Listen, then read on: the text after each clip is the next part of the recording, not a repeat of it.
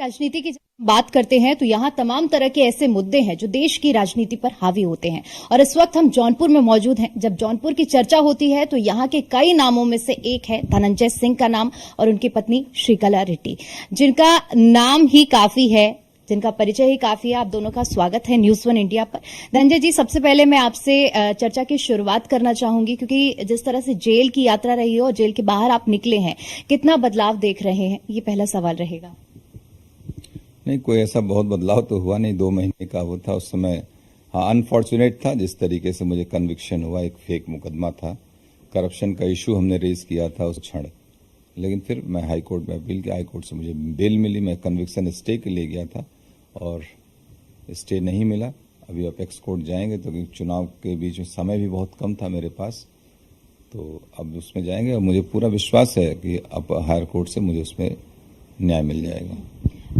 अब राजनीति पर जिस तरह से चर्चा करते हैं, क्योंकि बसपा की ओर से पहले श्रीकला जी को टिकट दिया गया और उसके बाद टिकट काटा गया। हालांकि इस टिकट काटने की पूरी प्रक्रिया में बयानबाजियां भी जिस तरह से सामने आई हैं, क्या मुख्य वजह रही है टिकट काटने की और अब किस तरह से इस समीकरण को देख रहे हैं आप? देखिए, बहुत पुराना विषय हो गया, लगभग 10 दिन हो गया। हमें लगता है 5 या 6 मई की घटना थी और जौनपुर एकमात्र ऐसी सीट नहीं थी जहां टिकट कटना। बहुजन समाज पार्टी ने 20-22 टिकट अपने आनन फानन में चेंज किए थे। जिस दिन जौनपुर का चेंज किया उसी दिन बस्ती का भी चेंज किया। आप पूरे प्रदेश में जहां भी टिकट कटा, कहीं भी कोई वक्तव्य आया बहुजन समाज पार्टी का अदर देन जौनपुर? चूंकि जौनपुर में वक्तव्य देने का ब्लेम गेम हम उस पर नहीं जाते। पार्टी की अपनी प्रक्रिया होगी, क्यों टिकट काटा, क्यों दिया। आप अप्रोच खुद किए, मैं गया नहीं। यहाँ के लोकल लोगों ने अप्रोच करके टिकट दिलवाया इनको। मैं तो उस समय जेल में था। उसका टिकट कट जाता है तो हमने तो कोई प्रतिक्रिया नहीं की। उन्होंने प्रतिक्रिया दी तो मुझे बोलना पड़ा कि अगर आपने और जगहों पे रीजन दे दिए होते तो अपने आप को यहाँ, चूंकि हमारे साथ आप यहाँ भी आई हुई हैं तो आप देखिएगा, जिले में पूछिएगा, दलित कम्युनिटी का हमारे साथ बहुत वैसे भी रहती है। हमारे यहाँ हमारे असेंबली सेगमेंट में बीएसपी जमानत नहीं बचा पाती अपनी, कभी तीसरे नंबर से दूसरे नंबर पे नहीं आ पाई हमारे यहाँ, तो ये बीएसपी का हो रहा है। तो ऐसी स्थिति में उनको लगा कि अगर अचानक ऐसे टिकट काट देंगे, जो लोकल लीडरशिप थी, जो कोऑर्डिनेटर्स कहे जाते हैं उनके, ऐसा ना हो कि दलित में रिजेंटमेंट हो जाए, रिवोल्ट कर दें, नाराज हो जाए, उस बात को लेके वो लोग आके फर्जी सा स्टेटमेंट यहाँ पे दे दिए। लेकिन जब मैं देखा पार्टी की तरफ से किसी प्रकार का ऐसा हो नहीं है तो फिर मैं समझ गया कोई ऐसा विषय नहीं था। लोकल स्तर पर इस तरीके का काम किया गया। ये कोई बहुत पुराना विषय हो गया। सब विषय से आगे उठ के अब नई तरफ हम लोग बढ़ गए हैं। नई तरफ बढ़ने की आपने बात की है तो अब उसी पर चर्चा आगे बढ़ाते हैं, क्योंकि आपने और श्रीकला जी ने दोनों ने खुलकर बीजेपी का समर्थन किया है। कल आपकी मुलाकात भी हुई है। अब क्या वजह मानी जाए? 3 बड़ी वजह इसमें जो निकलकर सामने आ रही है, मीडिया में भी जिसकी चर्चा चल रही है। एक तो कहा जा रहा है कि राजा भैया ने समर्थन देने की अपील की है। दूसरा, क्योंकि जिला पंचायत अध्यक्ष के जब चुनाव हुए थे बीजेपी ने समर्थन दिया है। क्या ये वजह है या इससे इतर कुछ वजह है बीजेपी का समर्थन करने की? नहीं, पहली चीज तो जान लीजिए कि इस विषय मेरी किसी से कोई बात नहीं हुई है। ये हमारा अपना निर्णय है भारतीय जनता पार्टी को समर्थन करने का।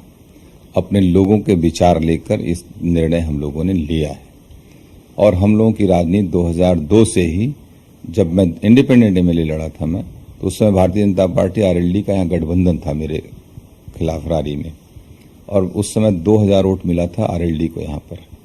भारतीय जनता पार्टी का जो मूल काडर था वो सब हमारे साथ था।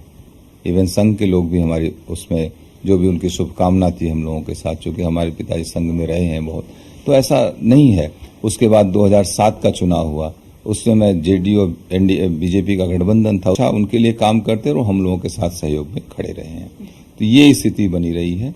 और उसके बाद पत्नी हमारी 2021 में जब चुनाव लड़ी, इंडिपेंडेंट चुनाव लड़ी थी, वो जरूर तेलंगाना में उन्होंने बीजेपी को ज्वाइन कर रखा था, लेकिन यहाँ पे बीजेपी में नहीं वो हुआ, तो यहाँ पे इंडिपेंडेंट चुनाव लड़ी, इंडिपेंडेंट चुनाव लड़के जीती। यहाँ पर भी हुआ क्या कि जब ये चुनाव लड़ रही थी तो उस समय बीजेपी बागी यहाँ लड़ गए और उसमें चुनाव क्या कहते हैं, यहाँ पर टिकट मिला था, अपना दल कोटे में सीट गई थी। जब बीजेपी बागी लड़ गए तो अपना दल की सारी टीम जो है छोड़ दिया, बीजेपी को विद्रोह हो गया, आपस में डिवाइड हो गई। और हम लोग इंडिपेंडेंट चुनाव यहां से जीते।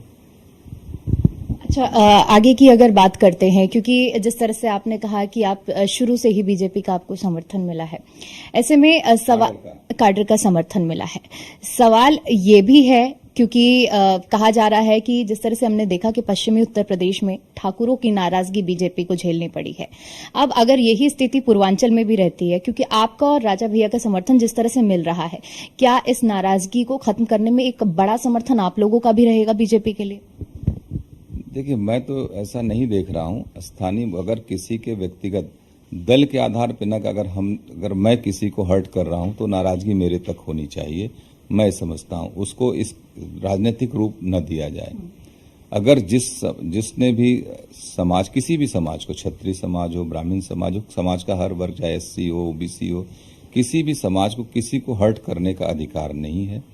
अगर आप उसके लिए अपॉलॉजी फील करते हैं, क्षमा मांगते हैं, तो समाज को भी बढ़ के उसके क्षमा करने का वो है। राहुल गांधी और अखिलेश यादव एक बार फिर से साथ आए हैं, इंडी गठबंधन बनाया है। इस बार उनकी ओर से कहा जा रहा है कि सरकार उनकी बनेगी। ऐसे में आपको क्या लग रहा है, कितनी सीटें लगभग इस अलायंस को मिल सकती है, क्या स्थिति हो सकती है? देखिए, जो भी चुनाव लड़ रहा होता सब क्लेम करते हैं कि हमारी सरकार बन रही होती है। मैं 2014 के बाद से उत्तर प्रदेश और देश दोनों देख रहा हूं।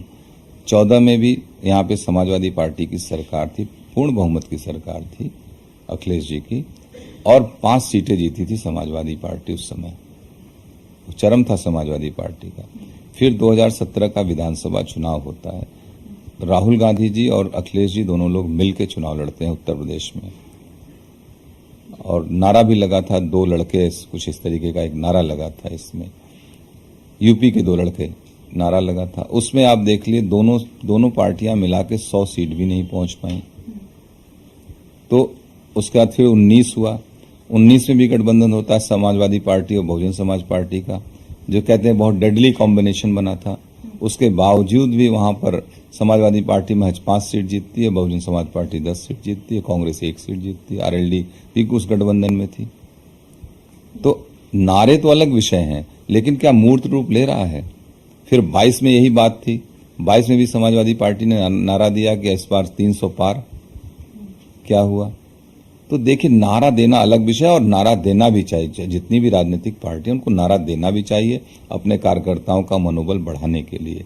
लेकिन एक चीज हम आपको जरूर बताएंगे कि जो मैं देख रहा हूं, हम लोग भी राजनीति पिछले 25 सालों से देख रहे हैं, जब से भारतीय जनता पार्टी मोदी जी के नेतृत्व में काम कर रही है, भारतीय जनता पार्टी दल के रूप में, मैं देखता हूं वो लोग एक चुनाव खत्म होता अगले चुनाव की तैयारियों में लग जाते हैं, ग्राउंड पे बहुत हार्डवर्क करते हैं, जिसका नतीजा निरंतर वो चुनाव जीतते आ रहे हैं। और जो निरंतर कक्षा में मेहनत करेगा तो वार्षिक जब परीक्षा होगी उत्तीर्ण वही होगा। एग्जाम के समय बैठ जाइए आप, 8 घंटा 10 घंटा मेहनत करिए, लेकिन आप वो डिस्टिंक्शन मार्क्स नहीं पा पाएंगे। ठीक है, पास आउट आप कर जाएंगे। तो वही हालात है आज की राजनीति में। भारतीय जनता पार्टी को हमेशा इसलिए एज है कि बहुत मेहनत कर रहे हैं ग्राउंड पे।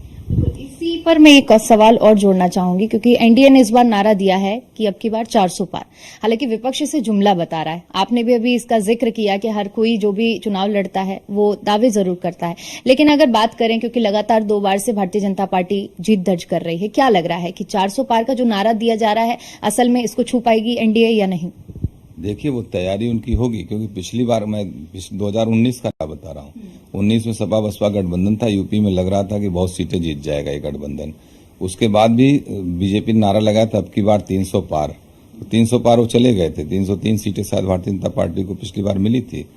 तो इसलिए वो अपने नारे को, पिछली बार अपने नारे को हकीकत में तब्दील किए थे। इस बार अगर नारा दिए होंगे कुछ सोच समझ के तैयारियों के साथ किए होंगे, क्योंकि उनको उम्मीद है कि दक्षिण, जैसे जब 300 पार का नारा दिया था, 14 में बंगाल में शायद 2 सीटें आई थी, लेकिन जब 300 पार का नारा दिया तो बंगाल में 18 सीटें आ गई, पश्चिम बंगाल में। तो इस बार उनकी तैयारी दक्षिण भारत में है। दक्षिण भारत उनको लग रहा है अनएक्सपेक्टेड सीटें आने की वो है, तो कुछ तैयारी होगी उनके हिसाब से, तो वही बता सकते हैं। लेकिन निश्चित रूप से अगर वो नारा दे रहे हैं तो कुछ सोच समझ के दिए होंगे। जौनपुर में आने वाले समय में धनंजय सिंह की क्या कुछ भूमिका रहेगी? हम लोग भारतीय जनता पार्टी के लिए काम कर रहे हैं। भारतीय जनता पार्टी के यहाँ से दोनों सीटें हैं, मछलीसर रिजर्व सीट है, जौनपुर लोकसभा सीट है, दोनों जीतेंगे। क्या माना जाए कि भविष्य में भारतीय जनता पार्टी का दामन थाम सकते हैं? भविष्य, आज वर्तमान देखिए, भविष्य का फिर सवाल। भी अगर भविष्य की अटकलें लगाई जाए वर्तमान सवाल देखिए, ठीक है। राजनीति संभावनाओं का वो है, राजनीति में किसी भी संभावनाओं से आप इनकार नहीं कर सकते हैं। तो ये थे हमारे साथ पूर्व सांसद धनंजय सिंह, जिनसे हमने तमाम मुद्दों को लेकर चर्चा की और उन्होंने बताया कि किस तरह से चुनावी मैदान में हर एक दल अपनी अपनी तैयारियों में जुटे हुए हैं, लेकिन अब देखने वाली बात ये रहने वाली है कि किसकी तैयारी कितनी ज्यादा हावी होती है और जनता किसके पक्ष में फैसला करती है। कैमरा पर्सन राज के साथ मैं दीपिका ओझा, जौनपुर।